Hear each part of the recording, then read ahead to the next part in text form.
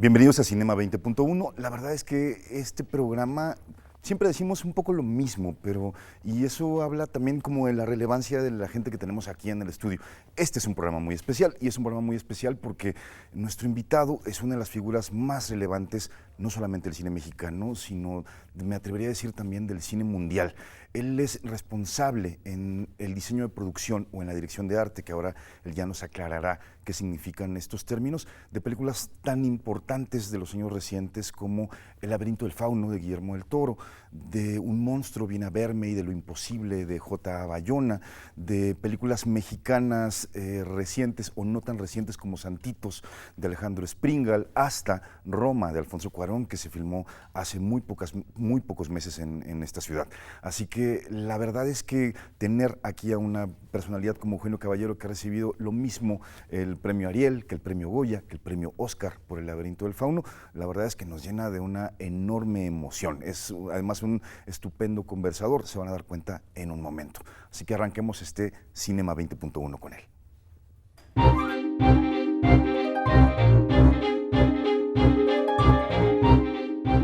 Eugenio, a ver, para arrancar, justo lo decía hace un ratito en la presentación, ¿qué hace un director de arte? ¿Qué es un diseñador de producción? Que eso es algo que nos puede sonar como, ¿es el que pone la cámara, es el que dirige a los actores, es el que hace qué? No, a ver, el director de arte, que es como la manera que se le llama en nuestros lares, ¿no?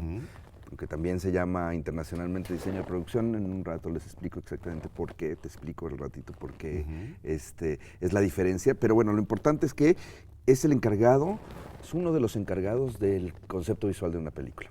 Nosotros tenemos un director que tiene una visión global y ese director contrata a distintos expertos en las distintas ramas, a un músico, a un fotógrafo, a un diseñador de sonido y el concepto visual se hace entre tres personas concretamente. Una es el director, que tiene una visión general, y entre el fotógrafo y el director de arte. Un poco para entender cuál es... el concepto visual de una película es todo lo que se ve en una pantalla que no sea el trabajo de los actores. Es decir, los muebles, el color, los muebles y tal. Pero justamente, te digo, se hace entre dos personas. El fotógrafo se encarga de lo intangible y el director de arte se encarga de lo tangible, las cosas que se pueden tocar. O sea, lo intangible es como la luz. La luz, el color de la luz, ese tipo de cosas, ¿no? El movimiento de cámara, ¿no? Y en cambio, nosotros nos encargamos de lo que se puede tocar, los muebles, las paredes, las locaciones, el color aplicado a las paredes también, todas estas cosas. Y bueno, básicamente a mí lo que me gusta mucho es que el cine, o sea, cada película tiene un mundo que sirve solamente para esa película. Tú escoges, a veces el mundo se parece mucho a la realidad, otras veces es un mundo fantástico y lo que sea, pero justamente al tú elegir qué muestras de ese mundo, básicamente haces un mundo que sirve única y exclusivamente para tu película. Y a mí eso me emociona mucho. Y parte de eso es crear este mundo en donde se vive, este concepto visual. Eugenio, te he escuchado contar que tú te iniciaste, digamos, como espectador cinematográfico, viendo películas en el Canal 4, películas mexicanas que ponían en tu casa, y que ese fue parte, digamos, como de tu formación, ahora después como cineasta. Sí, bastante involuntariamente, como chico, como niño. Básicamente nosotros comíamos en casa y parte también del ritual de comida era prender la televisión donde siempre dieron películas mexicanas en blanco y negro, casi todas. O nuestras teles eran en blanco y negro también. Teles, sí, ¿te acuerdas cuando la apagabas y le dabas no?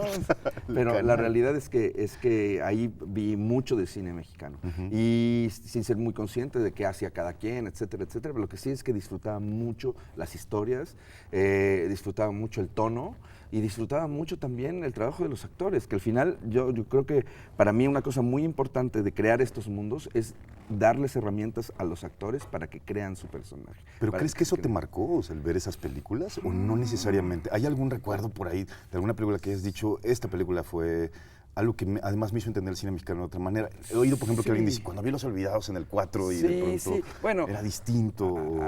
Había varias cosas, sí. A mí, por ejemplo, me recuerdo cuando vi Macario.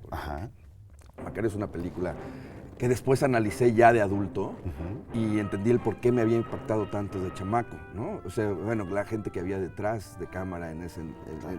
Sí, Gabaldón dirigiendo. Estaba Figueroa haciendo Gabaldón, la estaba justamente Gabriel y estaba Fontanals diseñando, que para mí, que siempre se habla de esa película como el gran trabajo de Figueroa, pero me parece que la mitad del trabajo la hace Fontanals. Eso es lo que siempre decimos que con es los el fotógrafos. escenógrafo de la película. Es el que puso las velas en las cuevas, justamente. Probablemente el que, el que lo concibió. Ajá. ¿No?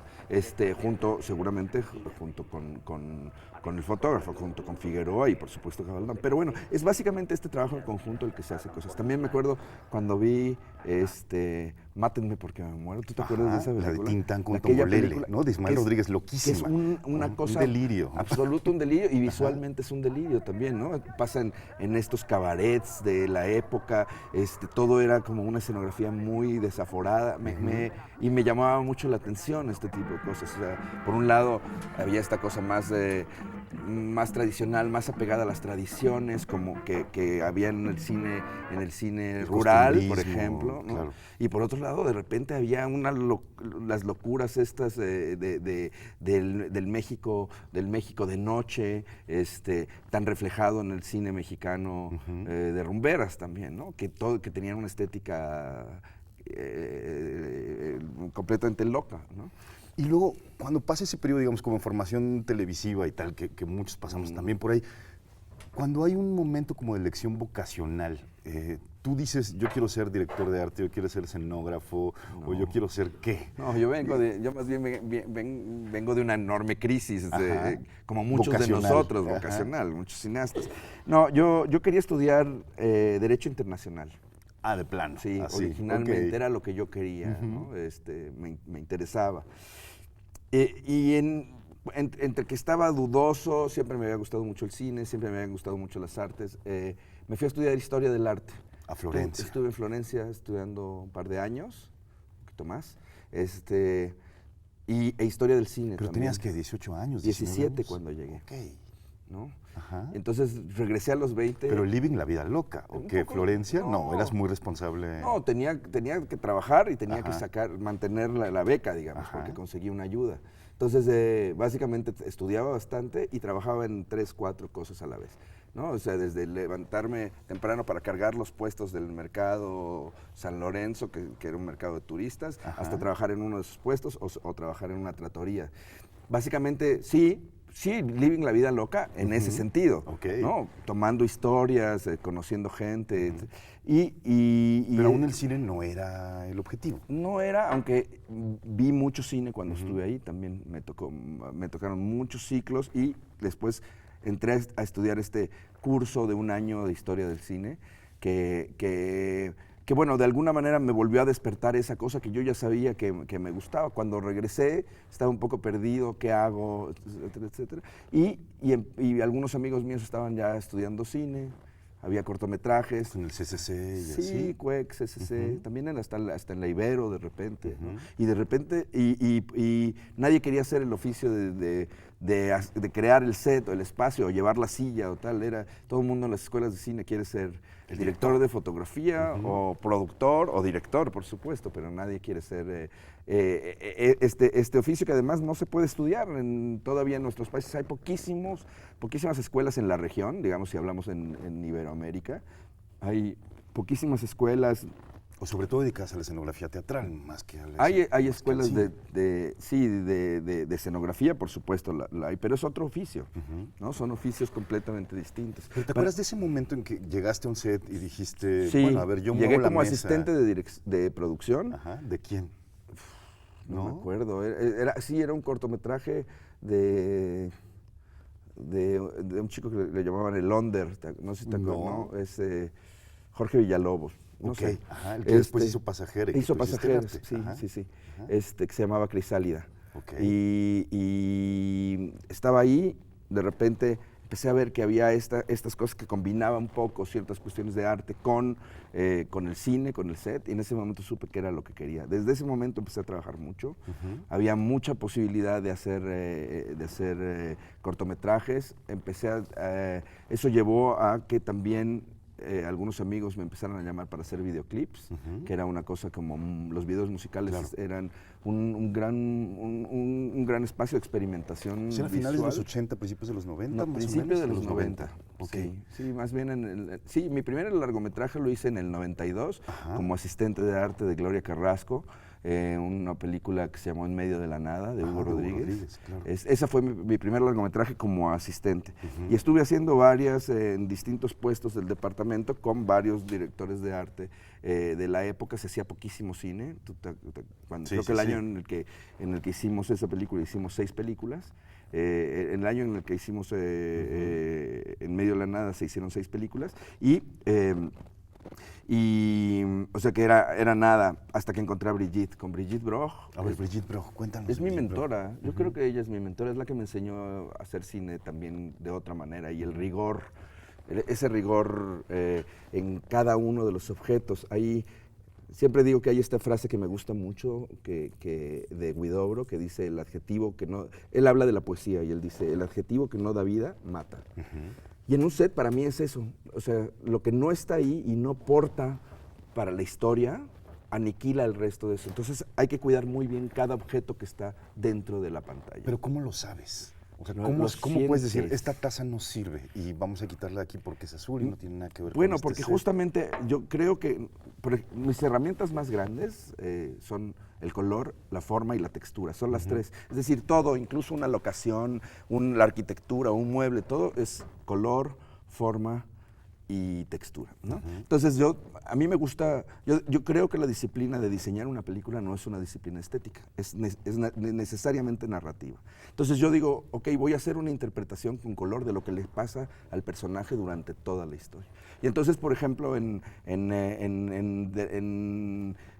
Lo Imposible empieza con colores muy brillantes que de alguna manera reflejan la vida del personaje. Lo Imposible es una película en la que cae el tsunami básicamente en una familia que lo tiene todo resuelto.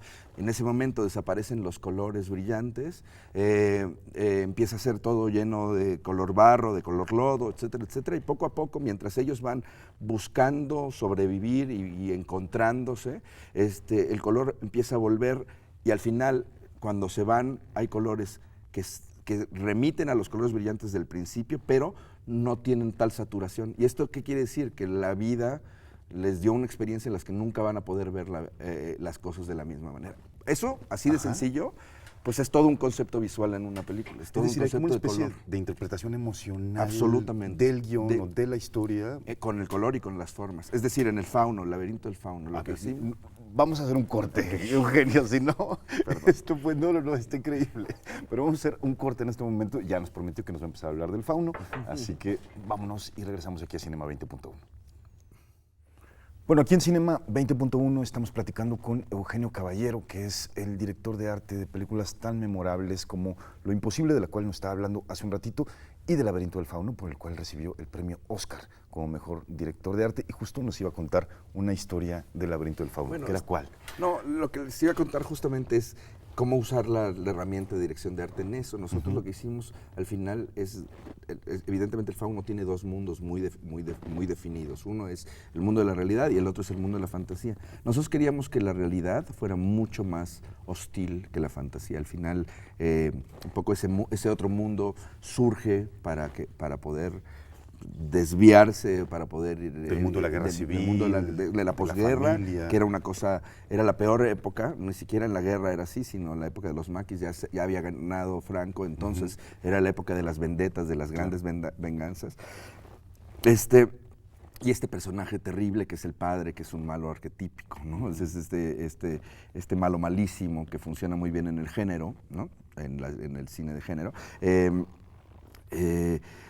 Y entonces lo que dijimos es el mundo de la realidad tiene que ser más frío, mucho más frío, y tiene que oprimir a la niña, al personaje. Por eso el Fauno fue una película casi 100% construida, todo lo hicimos. Entonces teníamos la posibilidad también de tomar ciertas decisiones, como los muros eran siempre más grandes, todo el mundo de la realidad tenía ángulos y líneas rectas, que eso al final en la pantalla proyecta mucha dureza. Los colores eran grises, azules, verdes, colores fríos. Los muebles eran todos más grandes de la realidad, de la gran mayoría los hicimos o conseguimos. ¿Para qué? Para que la niña se viera más pequeña. Todo dentro de un límite de realidad, ¿no? Porque al final eso es lo que pasa en el cine. El cine, a diferencia del teatro, los elementos tienen que parecer reales. O sea, una piedra tiene que parecer una piedra aunque la hagas de unicel, digamos, ¿no? En cambio en el teatro tú puedes abstraer mucho más eso. Pero bueno, dentro de este código lo que dijimos es el mundo tiene que oprimir a esta niña, el mundo de la realidad, y el mundo de la fantasía todo lo contrario, es rojo, es dorado, recuerda como a un útero, ¿no? En ese sentido. Todas las formas son orgánicas y no hay casi ninguna línea recta ni ningún ángulo recto, es decir, todo abraza al personaje.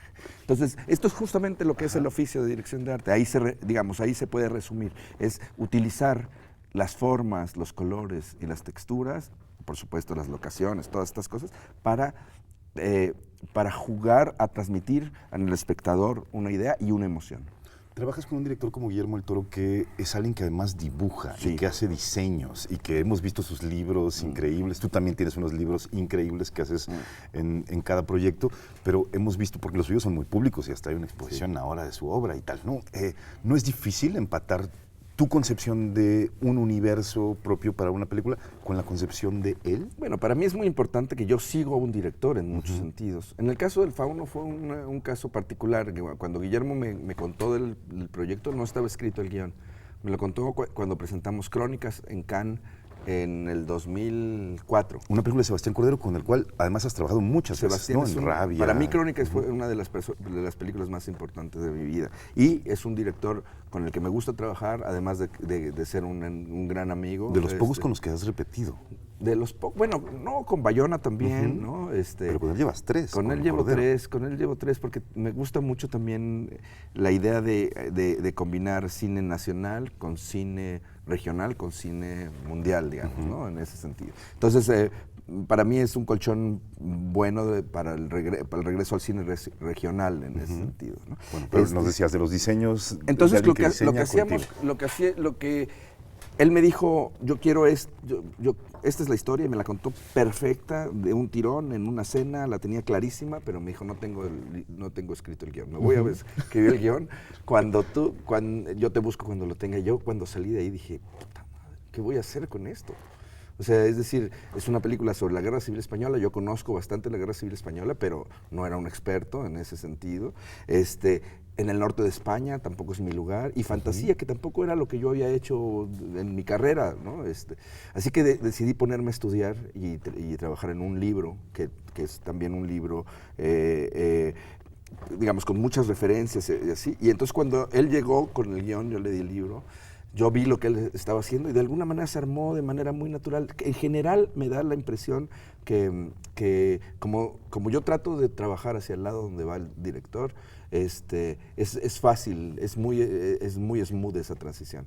Además a Guillermo lo admiro mucho, lo admiré mucho desde siempre, ¿no? Me acuerdo que una de las cosas que cambió mi vida también fue una charla que él dio con Pancho Atié hace muchísimos años. 2 cineastas de peso, se decían los dos. ¿No?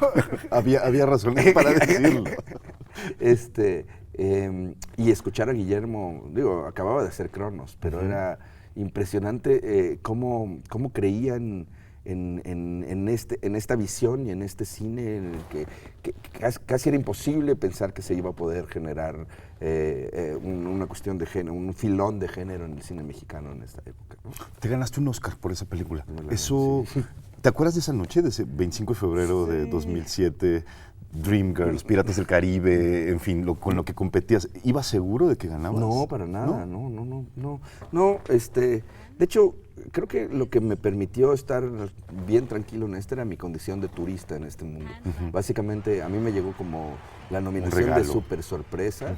Es cierto que no es un único premio, sino que en toda la temporada de premios vas viajando con la misma gente, algunos te los dan, otros no. Ya habías ganado el premio más del Sindicato de Directores de Arte, ¿no? Que para mí ese sí fue el más importante de todos los premios, ¿no? Que es el que dan mis pares, ¿no? Claro. Sí, pero también había perdido el Goya, por ejemplo, no había ganado el BAFTA. O sea, es decir, había sí, posibilidades no. y yo me estaba disfrutando. También fue un año además muy especial porque había muchos mexicanos nominados a todos estos premios. Estaba la película de Babel con todo lo que eso traía de mexicanos, de Rodrigo Prieto, Adriana Barraza. Estaba la gente de sonido, Martín Hernández del Tiburón. Claro. Estaba la gente de The Children of Men, esa peliculísima de Alfonso. Entonces estaba Alex Rodríguez como editor, estaba Alfonso también nominado a varias cosas y estábamos nosotros. Entonces, ¿te sentías muy acompañado? Era un grupo muy interesante, ¿no? Que además como que tomamos por sorpresa al mundo en ese momento porque era como... O sea, no había habido casi nominaciones mexicanas, había habido pocos, todas de repente en un año. era así, todas en un año. Y algo se generó. Entonces me acuerdo de estar tranquilo hasta llegar al lugar y después todo fue una locura. Todo fue una locura, es como de película. ¿Qué se siente oír tu nombre y decir que ganaste? Eso sí no me acuerdo tanto. ¿No? Está bloqueado. O sea, me acuerdo porque lo he vuelto a ver en algún momento, pero básicamente es tratar de mantener la calma para que no te tropieces cuando estés subiendo al estrado o no te dé pánico escénico y te quedes en cero, ¿no? Cuando tengas que decir algo. Pero sobre todo fue una fiesta, porque lo que a mí me gustaba es que en realidad esto fue consecuencia que la gente conectaba con la película. Eso fue muy lindo, ¿no?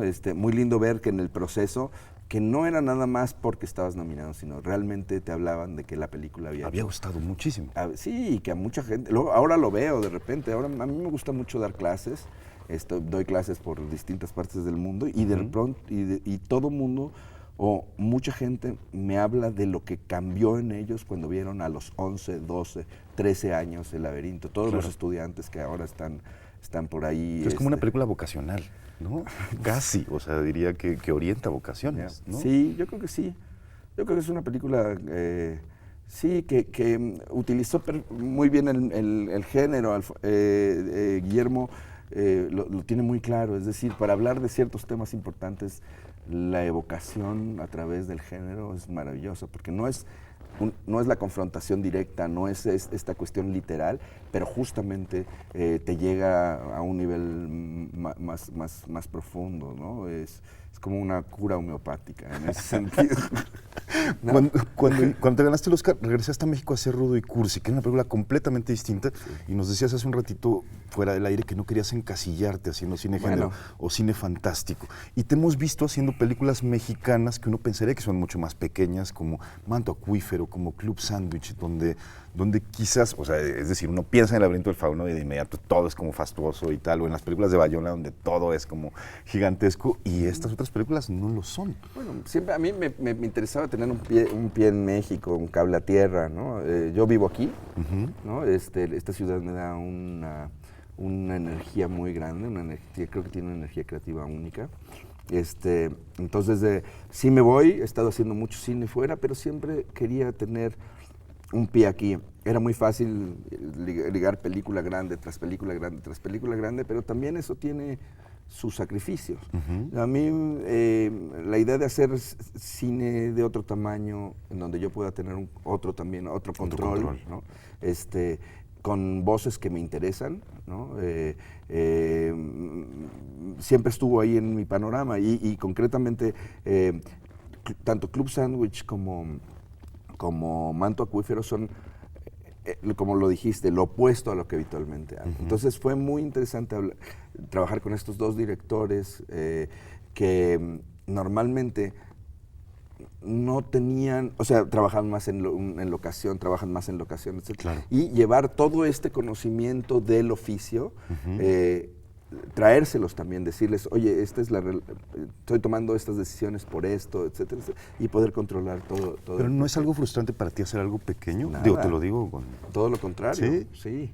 Todo lo contrario, porque además creo que ahí también se pueden controlar todos los elementos para contar. O sea, en estas películas, los mundos en los que se desarrollan están muy definidos también, completamente, porque son espacios, las dos son películas que suceden en un solo espacio. O sea, en un caso es un hotel, ¿no? Y en el otro es una casa, ¿no?